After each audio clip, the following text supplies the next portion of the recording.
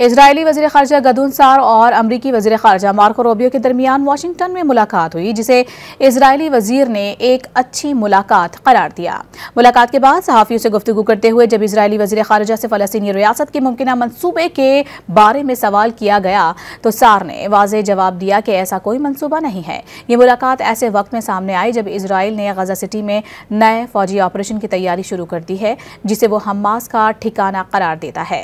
रात गए इजरायली टैंकों ने गजा सिटी के मज़ाफ़ाती इलाकों में पेशकदमी की, कई घरों को मिसमार किया गया और मकामी शहरियों को नकल मकानी पर मजबूर कर दिया।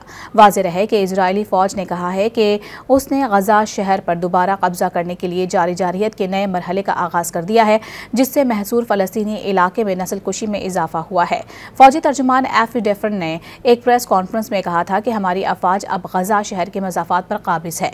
उन्होंने कहा कि फ़ौज अपने ज़मीनी हमले के दूसरे मरहले में दाखिल हो चुकी है।